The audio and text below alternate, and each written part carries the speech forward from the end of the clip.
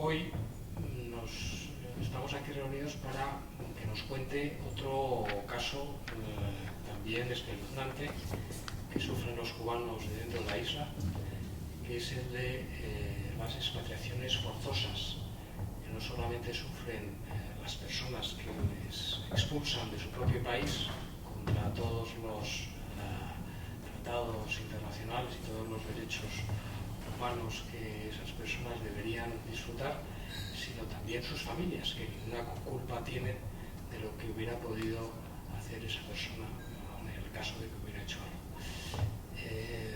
Por ello, a la Fundación Transición Española, pues repito, es una satisfacción acoger este acto en la esperanza de que Cuba, pues en algún momento tenga una transición política como la que tuvo España y pueda disfrutar de una democracia plena, completa, como la que tenemos en España. Sin más, voy a pasar yo creo que voy a dejar el micrófono y voy a hacer una introducción que hice el 21 de noviembre cuando presentamos la demanda contra Cuba en la Corte Penal. Ya empezamos a prepararla entonces y dijimos vamos a demandarles, vamos a denunciarles y efectivamente unos meses después, tras muchísimo trabajo, ha sido un trabajo muy arduo aquel era tratar de que un montón de gente testificara que no querían hablar ni con su vecino porque los pobres pues tenían mucho miedo.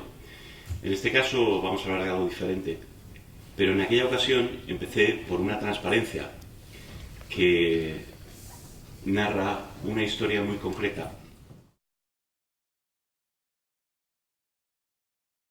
En agosto del 2018 fui condenado a 1 año de privación de libertad por un falso delito de amenaza por defender los derechos humanos en Cuba.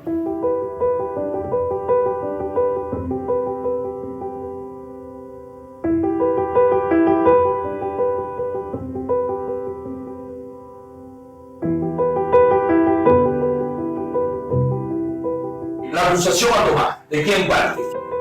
El señor Norberto Damián Vázquez. Él te garantiza que el tribunal, ellos lo van a manipular y que la sanción va. Que lo único que necesitan es que tú le acuses. tanto así que no le permitieron testigo. No le permitieron. No le permitieron testigo.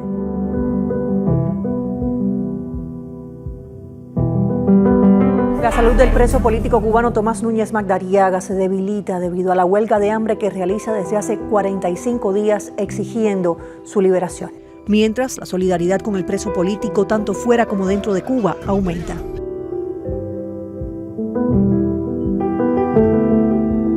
Me esposaban primero, me subían las manos izquierdas, me bajaban para abajo las cabezas, me bajaban por todo el pasillo de la prisión de Boniato, corriendo prácticamente, salía gritando porque llevaba 40 días de huelga de hambre. Me subían por una escalera para arriba, me volvían a bajar y me preguntaban, ¿usted va a comer? Yo decía, no voy a comer. No, porque lo que yo era que yo comiera prácticamente casi obligado. Así entonces me cogían y me llevaban para la celda, me quitaban la ropa, me tiraban así en el piso de cemento. Ahí pues, tenía que hacer todo, hacer fecales, tenía que orinar ahí mismo. Gracia Cubana y los activistas de derechos humanos hace tiempo experimentan, denuncian el uso arbitrario de la detención por parte del gobierno cubano, apoyándose con cargos ilegítimos. Me esposaron en esta forma y arremetieron contra mi persona a darme una fuerte golpiza por más de 1 hora.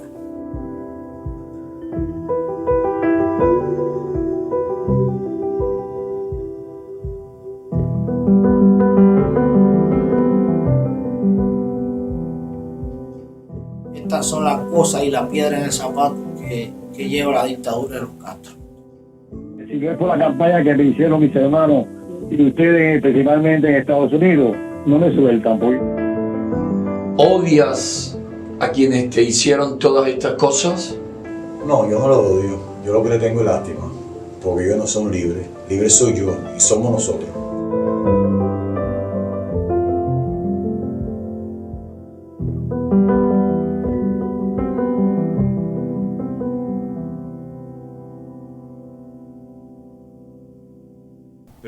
a hablar de otro tema que está pasando, que tiene mucha relación, y son las expatriaciones forzosas. Cuando se dan agresiones reales, amenazas, detenciones, hostigamiento, vejaciones, golpizas, causas judiciales falsas, penas de cárcel, lesiones, actos de repudio, asfixia laboral, todo eso está reflejado en una denuncia que hemos puesto ante las Naciones Unidas.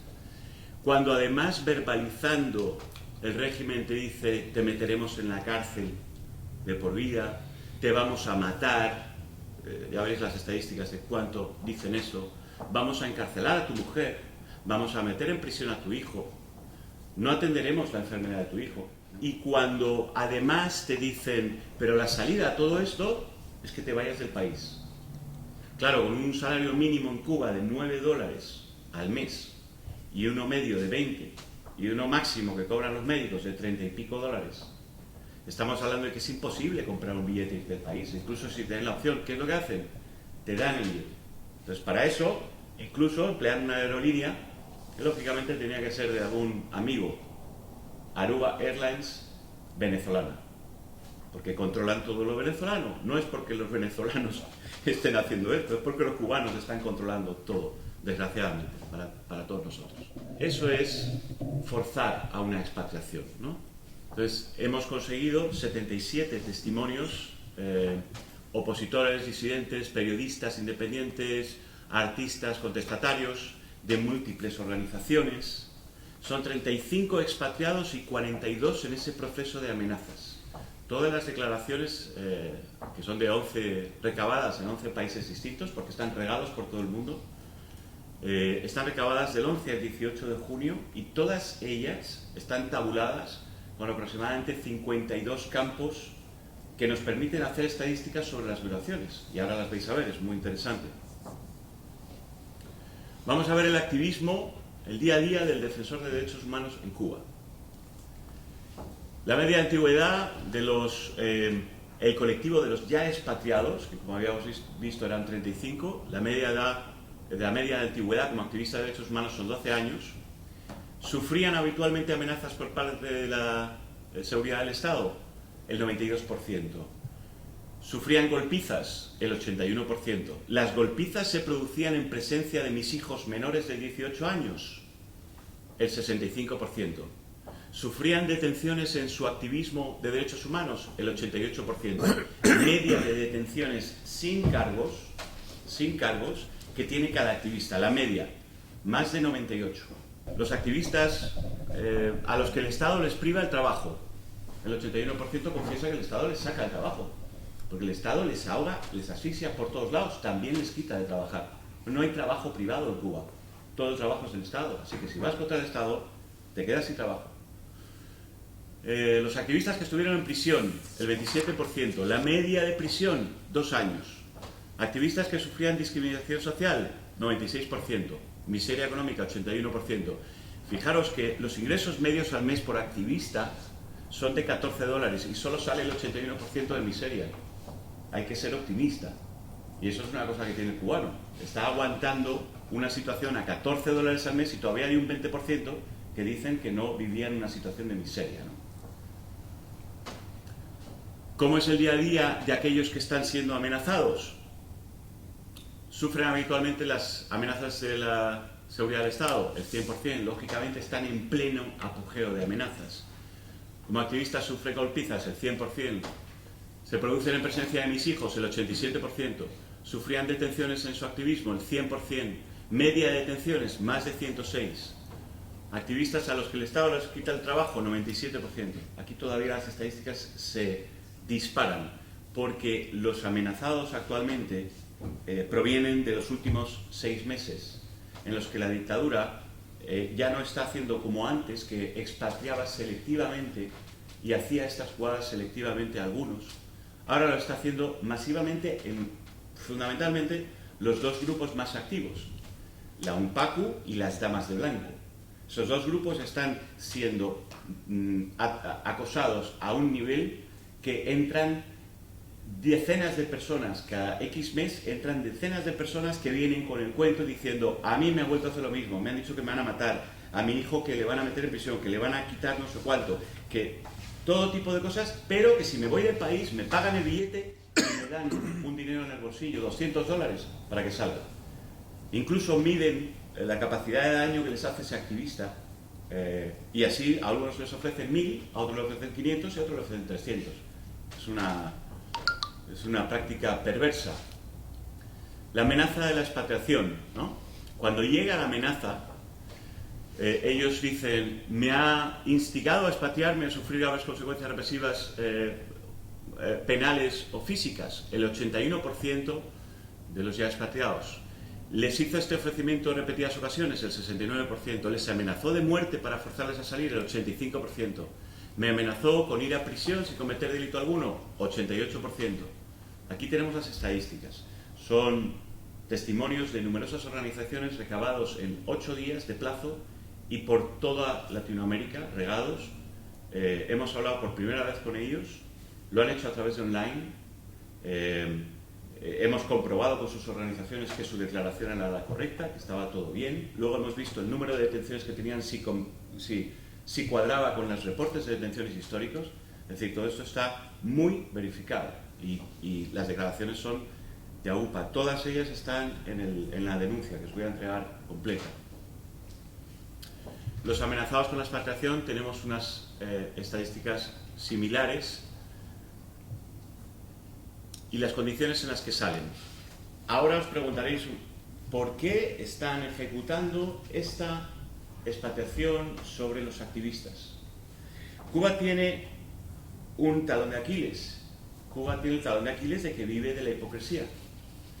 Entonces no puede tener 300 presos políticos cuando siempre supuestamente ha tenido del entorno de 100, 110, 130, 120. No puede subir a 300. Entonces, ¿qué está pasando ahora? Que están mucho más vigilados. Hay nuevas organizaciones como nosotros y otras que les están vigilando más. Ya Suecia ha salido del acuerdo de la Unión Europea con Cuba. ¿Por qué lo ha hecho? Porque está recibiendo informes muy duros, informes realistas, y han dicho, basta, esto es una perversión absoluta, con este gobierno no se puede pretender que tratándoles bien puedan volcarse en una democracia, es imposible. Si están utilizándolo todo para engañarnos y hacer perversiones como las que estamos viendo. Entonces Suecia ya se ha retirado, pero no solo Suecia, está Holanda también fuera, hay varios países, pero hay otros que también están a punto de salirse. Y este es el talón de Aquiles de la dictadura, que vive de la imagen, de las relaciones internacionales, la falsa superioridad ideológica y los ingresos ilegales. Esto, para mantener todas esas piezas, tienes que dar apariencia de que eres de izquierdas, cosa que no son capitalistas esclavistas, son lo peor que se puede cruzar una persona de izquierdas delante para tener asco, pero van engañando a la gente. Entonces, como no pueden subir la lista de presos, prefieren sacarlos fuera, haciéndole lo que haya que hacerle. Sácalo, porque si no a este, sé que como es un activista muy activo, le voy a tener que meter en prisión y no me puedo permitir el lujo. Mi hipocresía va a verse expuesta, ¿no? ¿En qué condiciones salen? ¿Les pagaron el pasaje? Vamos a ver, esta es una pregunta muy delicada. Ninguno quiere reconocer que les han pagado el pasaje, ninguno quiere reconocer que les han dado dinero. Porque el gobierno de Cuba no solamente hace la barbaridad, sino que encima pone la prueba de la culpabilidad, la carga de la culpabilidad la pone en el activista. Igual que los médicos, cuando dejaban la misión y no podían ver a su familia durante 8 años, porque habían dejado de trabajar para el gobierno de Cuba, se sentían ellos como desertores, me siento mal. El gobierno de Cuba ha metido una programación mental sobre su población tan inmensa que incluso cuando ellos están actuando perfectamente, ¿cómo os caben, en qué cabeza cabe que tú, después de que te amenazan de muerte, que a tu hijo no lo tratan en el hospital, que a tu mujer la están metiendo presa, y dices, ya, venga, me voy y fuera? Cuando llega ese momento, ¿cómo vas a salir si no te dan unos dólares? Es lo menos que te tienen que dar. Ya que me estás haciendo todo esto, por lo menos dame la oportunidad de salir, porque si no, no puedo. Activistas a los que permitieron sacar a su familia, el 8%. Aquí hay una clave muy importante. Yo saco al activista, pero lo saco desactivado. Yo no quiero un activista con toda su familia fuera, porque en el momento que tiene la familia fuera yo no tengo nada con lo que amenazarle. Y entonces les dicen cosas como que nos ofrecieron que podría sacar a mi familia más adelante. Me advirtieron que para ello debía cesar el activismo. Es decir, para ellos es clave que la familia esté en la isla. Igual que es clave que los médicos cuando salen en misión, la familia esté en la isla. Y no puedan salir de la isla. Es clave. Porque así mantienes esclavos, porque así tienes la presión sobre ellos. Yo soy músico y mis amigos músicos cubanos, que son los más que tengo, de todos los músicos que yo conozco, los que más conozco son cubanos. Ninguno quiere declarar en nada, porque quieren poder seguir viendo a su familia. Saben que si salen hacen una grabación de un tema que sea contestatario, yo la hago, pero no me pongas el nombre. Es así como está controlando no solamente dentro de la isla, sino fuera. Los tentáculos los tiene metidos fuera. Entonces esto es clave. Tenían hijos el 58% al salir de la isla. Tenían pareja el 42%, padres el 92%, hermanos el 92%. ¿A dónde salen?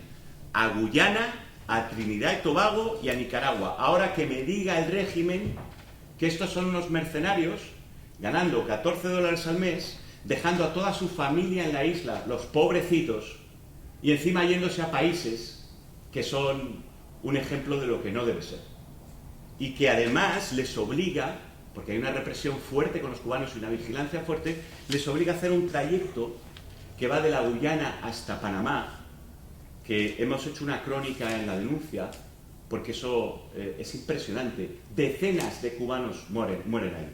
Se ven cosas horribles. Uno de los casos que yo tuve que conversar con él, me dijo, no, es que fueron a violar a mi mujer, los indios de la selva del Darién, fueron a violar a mi mujer, me enfrenté y me violaron también a mí, delante de mis hijos, delante de las personas con las que iba, porque hay todo un complot para que en esa selva se pueda hacer lo que se quiera, se robe lo que se quiera, y luego cuando te han robado y sales de la selva después de haber superado la muerte por muchísimas causas, ha habido mucha gente que muere ahí, cuando llegas te encuentras que te están vendiendo tu teléfono móvil con los militares al lado de los mismos indios que te habían robado.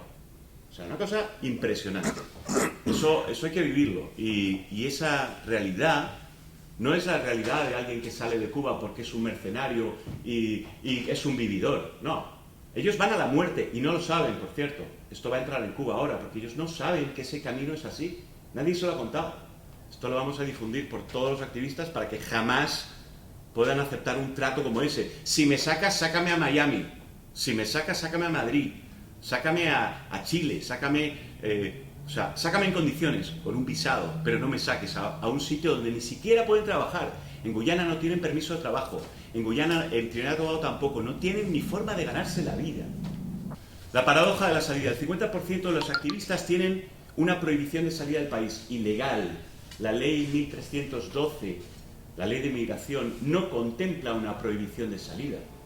Pero ellos tienen una base de datos y si tú eres activista, simplemente no te dan el pasaporte, no te lo validan. Tú lo tienes, pasaporte corriente, que es lo único que pide la ley para viajar, pero no te lo validan internamente, le llaman regulación. Están regulados. Y entonces el 50%, por estadísticas de los que hablan aquí, estaban regulados. Lo sabían, no pudieron salir a eventos democráticos, no pudieron salir, estaban regulados. Cuando les hacen esta jugada, por supuesto, yo te desregulo, no te preocupes, sales y tal. Otra paradoja más, perversa, como pocas, ¿no? Como todas las de esta gente. Y alguien me preguntó, si el activista toma la decisión de salir del país, ya no es una expatriación forzosa, ¿no? Entonces, bueno, me voy a una analogía que todos podemos comprender. Si se amenaza con la vida de su hijo, de su esposo, con su vida, con vejaciones, con violencia extrema y con acabar con todo lo que tiene una mujer a cambio de sexo, y la mujer finalmente accede, ¿eso es amor, sexo a disgusto o es una violación con mayúsculas? Pues esto es una expatriación forzosa, porque cuando te expulsan del país, como también veremos casos horribles en los que les llevan al asiento y dicen de ahí no te mueves y le separan de sus 4 hijos y de su mujer y de sus padres, eso ya no es una expatriación forzosa, eso ya es una expulsión. Hay un informe pericial que pedimos para todo esto porque En principio, cuando empezamos a trabajar, pensábamos que solamente nos íbamos a basar en testimonios. Al final no ha sido tan así. Pero quisimos que fuera un perito, alguien renombrado internacionalmente, que pudiera viajar a donde están los activistas, que le enseñaran todas las pruebas, el ticket de avión, el tal, el cual, todos los vídeos que tenían, absolutamente, analizarlo y dar un dictamen, para que no fuéramos nosotros. Entonces fue María Herrera Mellado, es una abogada, doctora en ciencias jurídicas, que además de ser abogada es notario público en el estado de Florida. Entonces ella viajó hasta Costa Rica, le tomó declaración a dos de los expatriados y sacó un dictamen sobre todo lo que había encontrado, todas las posibles violaciones y dónde había encontrado todas las evidencias con respecto a la violación de derechos, ¿no? En el caso de Eliezer, por ejemplo, encontró derechos violados contra la tortura en 13 artículos de diferentes convenios aplicables. En los derechos a no ser detenido arbitrariamente en 2 artículos de 2 convenios aplicables. En el derecho a la no injerencia de la vida privada, idéntico. Libre circulación, elección de residencia, salida y regreso del país, también. Derecho a la libertad de pensamiento, conciencia y religión, libertad de opinión y expresión, educación, vida, libertad, seguridad, trabajo, remuneración digna, defensa y tutela judicial efectiva, derecho a un nivel de vida adecuado para el desarrollo del menor. Los menores son clave aquí. A los menores no tienen ningún problema, no solamente en pegar a sus padres delante, sino arrancarlos de sus padres, de sus progenitores, pero no solamente con activistas, sino con los médicos que dejan la misión.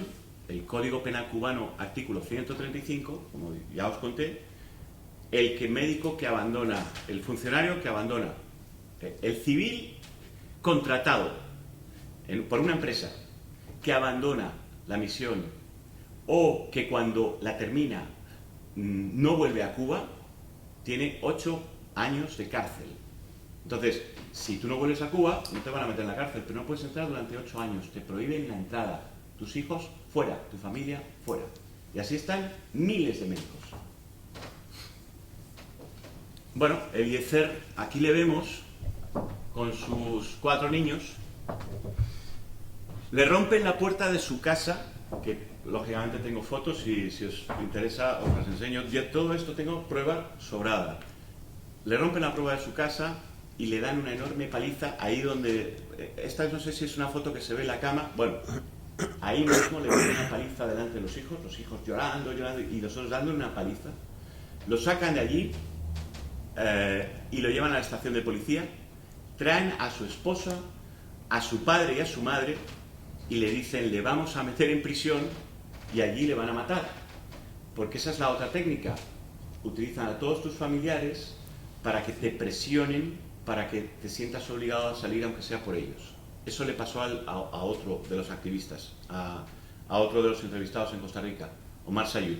Amenazaron a su madre constantemente de que iban a matar al hijo. La madre tenía hipertensión, acabó en el hospital, está mayor y él dijo: ya, conmigo sí puedo, pero yo no quiero que a mi madre le pase nada. Y así trabajan. No cede, le llevan a un centro de tortura. Su padre cede sin que él lo sepa y le entrega a la policía política, le entrega el pasaporte. Le llevan a una plaza que él no sabe dónde le están llevando, le acaban de dar de paliza, extorsionado, etcétera, etcétera, le llevan a una plaza. Ahí está su padre, para que hable. Le dicen: acércate y habla con él. Inmediatamente después le meten en un coche blanco, un policía entre el padre y él no sabe dónde van, aparecen en el aeropuerto. A las 11 de la noche. Como no había vuelos, a dormir en el aeropuerto, tirados, con los policías vigilándoles, y el padre. A la mañana siguiente le ponen aparte, hablan con la tripulación de Aruba Airlines, la compañía venezolana, y sin que él vaya al mostrador, compre un billete, nadie pague un billete, ni le entreguen billete, ni le pidan la documentación, ni absolutamente nada, él sin hablar con nadie de la aerolínea, le entregan una tarjeta de embarque, la policía política, dice: ahora te acompañamos al avión. Y van con él al avión y le sientan.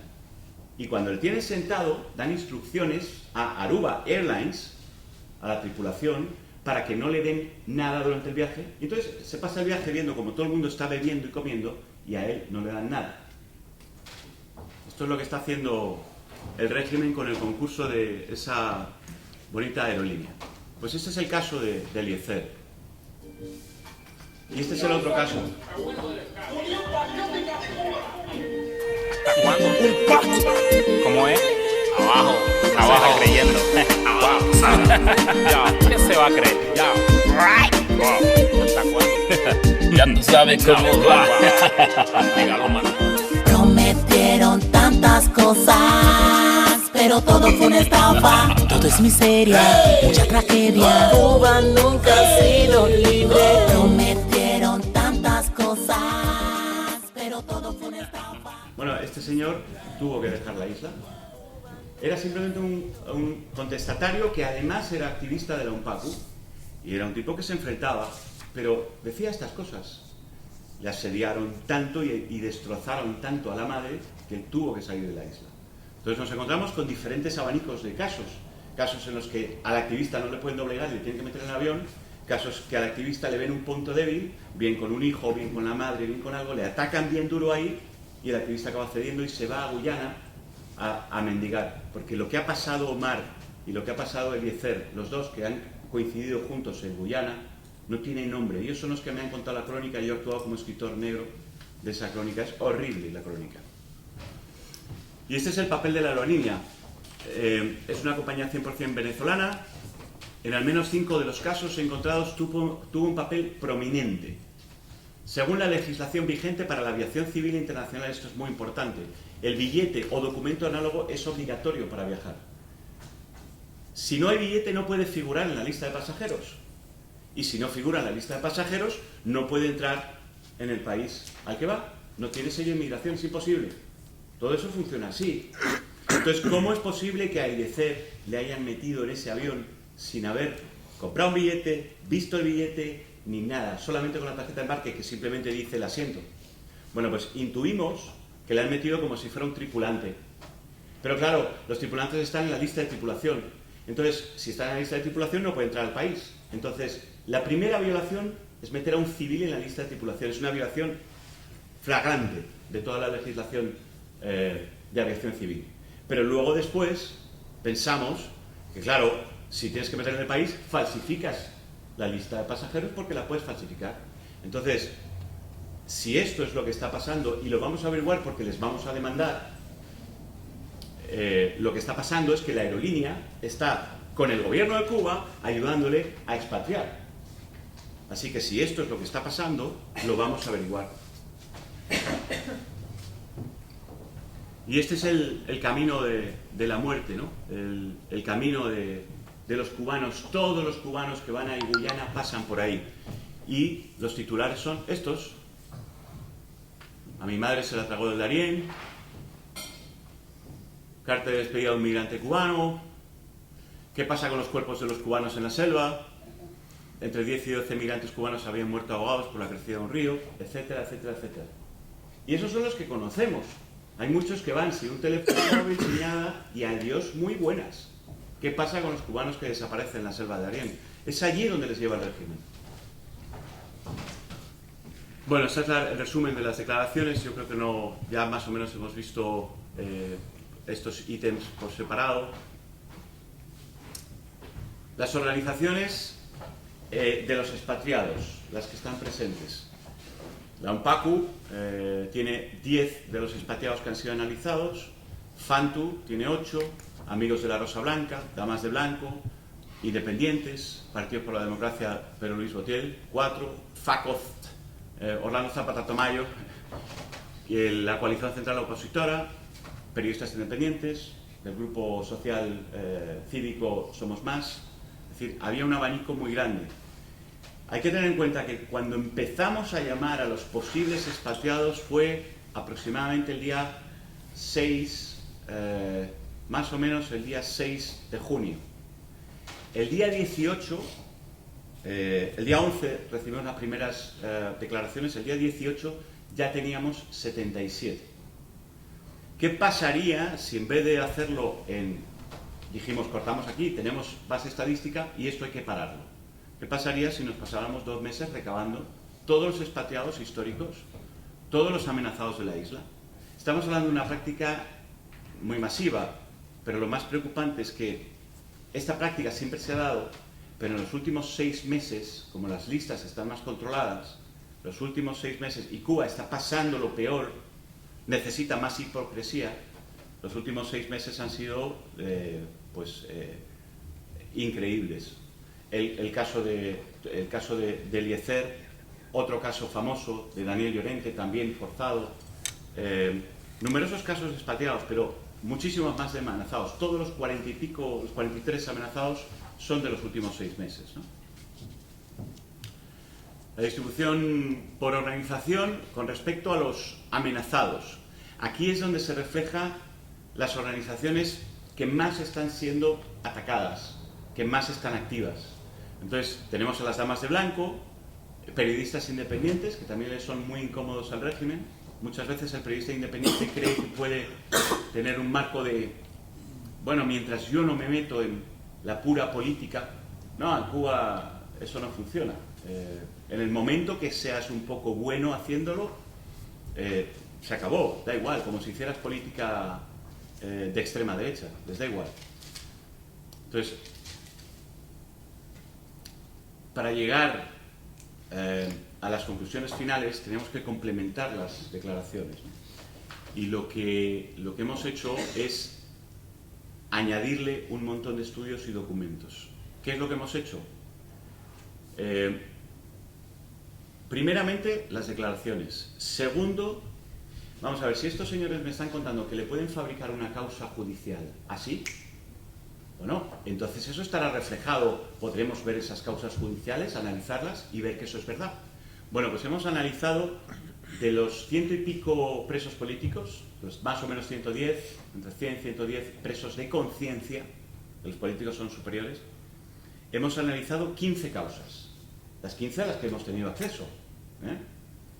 Están ahí, las podéis ver. Es absolutamente de vergüenza. Cosas como se rodea de malas amistades y la mejor solución para una situación así es que se reeduque en un centro penitenciario. Unas frases que dices, pero bueno, ¿cómo es posible que yo me encuentre esto? Bueno, pues los 15 casos están ahí abiertos, están expuestos. Todos ellos han sido, por supuesto, reportados también en paralelo a Amnistía Internacional y otras organizaciones. Varios de ellos ya han sido nombrados por la Comisión Interamericana de Derechos Humanos como dignos de tener las medidas de protección internacional, y en esto estamos. Pero leer los 15 casos es increíble, increíble. Después un análisis sobre, dices, bueno, pero además, ¿cómo es la justicia penal en Cuba? ¿Existe abogado defensor? Bueno, en Cuba no existen abogados defensores.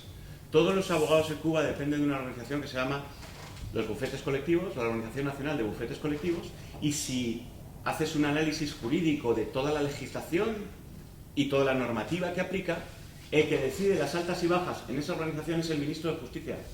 El sueldo lo paga el ministro de Justicia y todo depende del ministro de Justicia. Entonces, cuando el Estado, es decir, el Ministerio de Justicia del Estado se enfrenta a una causa contra alguien, ahí no, es imposible tener abogado defensor. Pero es que la misma organización de bufetes colectivos, en varios documentos, lo dice clarísimo. En Cuba no existe el abogado privado. Lo que existe es lo que llaman en otros países la abogacía del Estado. Ya está, abogacía del Estado. Ellos mismos lo están diciendo. Pero es que además el dictamen jurídico que hemos hecho también está ahí anexado. Hemos anexado un análisis sobre la calidad del Estado de Derecho en Cuba y sobre la separación de poderes. Y esto se hace estudiando, por ejemplo, la Carta Magna. Entonces, cuando hablamos de la Carta Magna decimos, lo primero que nos sorprende, aparte de que todos los artículos son para comentarlos y todos están en el dictamen comentados, un dictamen de más de 40, 50 páginas, lo primero que sorprende es que la soberanía no reside en el pueblo. Porque para que la soberanía resida en el pueblo, si esa es la Carta Magna, debe poder ser cambiada por el pueblo. explícitamente dice que este sistema no se puede cambiar y es irrevocable.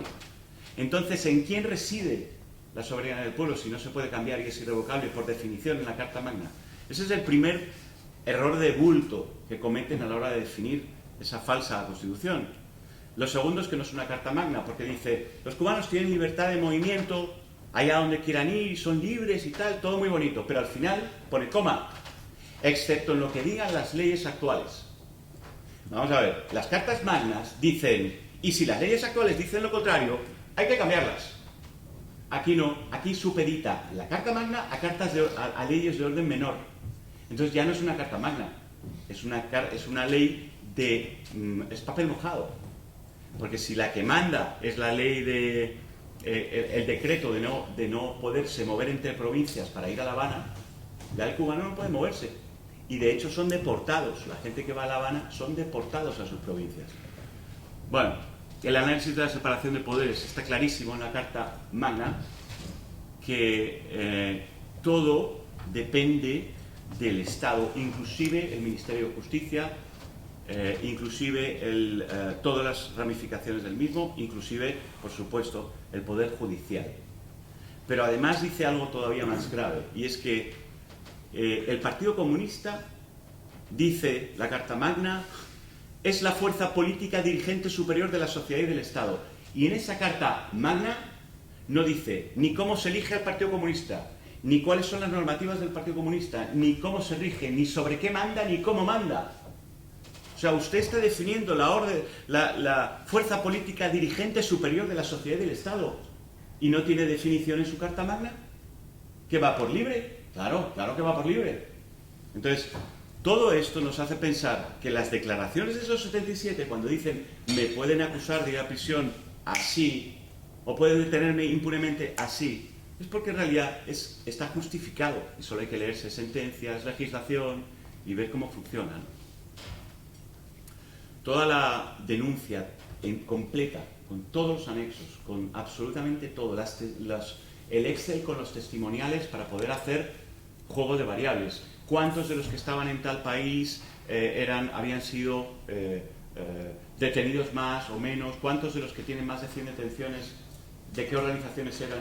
Todo eso lo tenéis linkado en la denuncia y en la propia denuncia está ahí el acceso y lo estamos dando libre y en abierto porque una de las cosas más importantes que queremos conseguir con esto, con esta denuncia, no solamente es que Naciones Unidas ejecute una serie de mandatos sobre Cuba, una serie de recomendaciones que sean públicas y que les pongan en un aprieto, sino también que el público conozca lo que está pasando.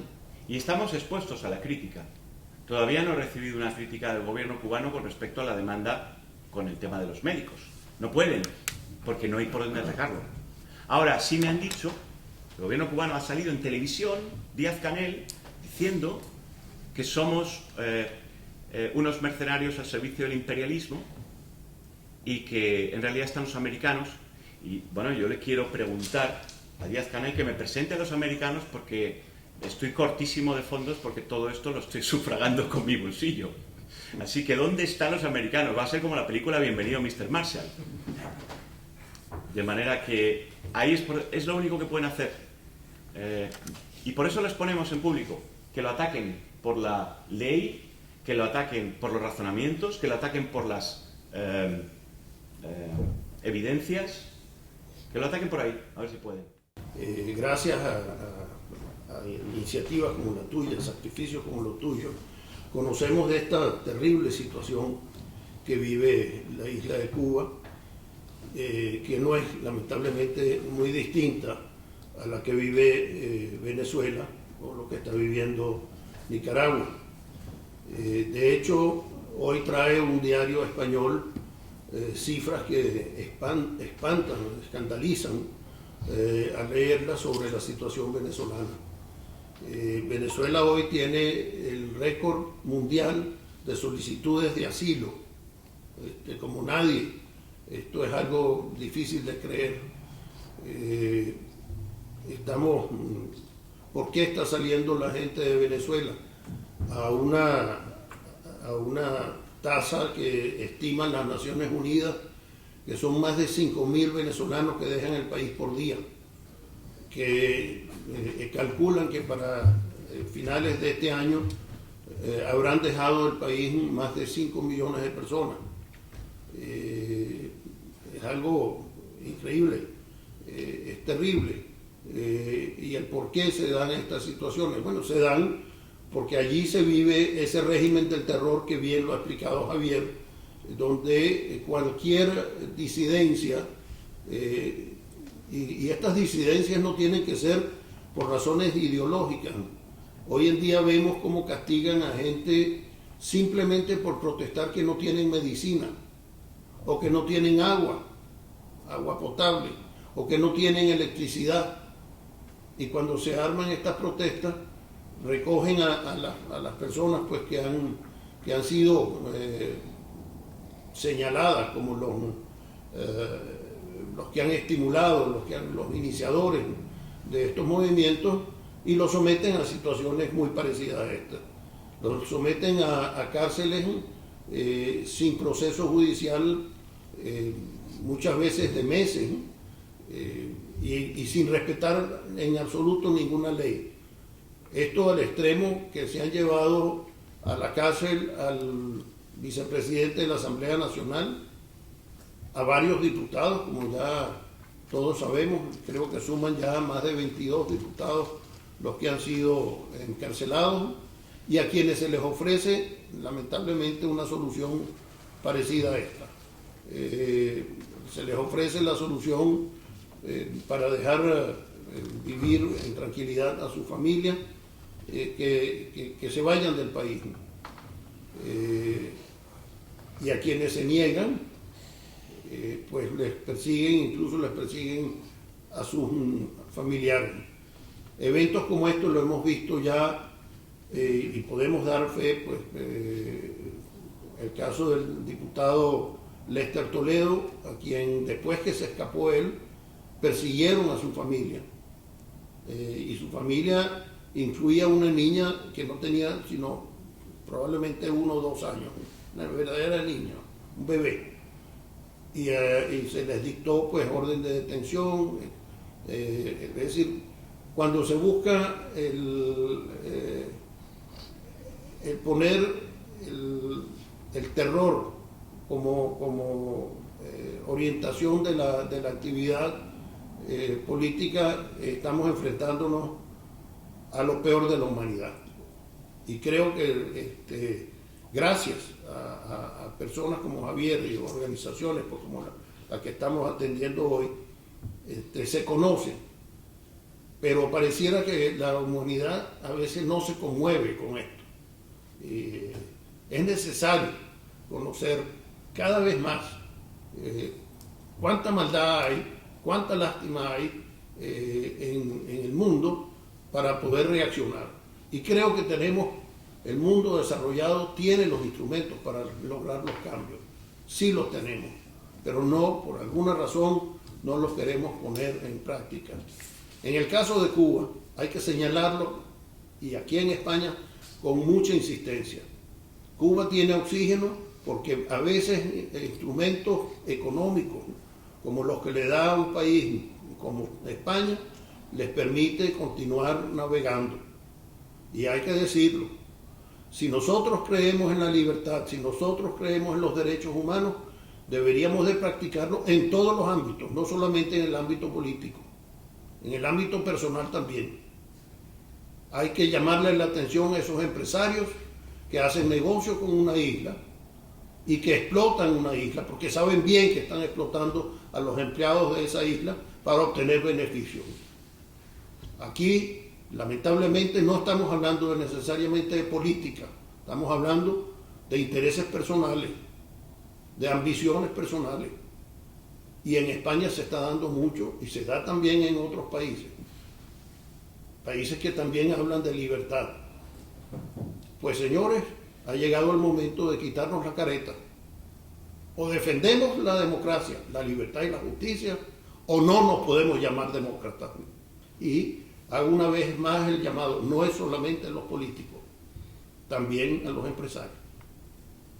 Muchas gracias. Pum pam pam pam pam pam pam.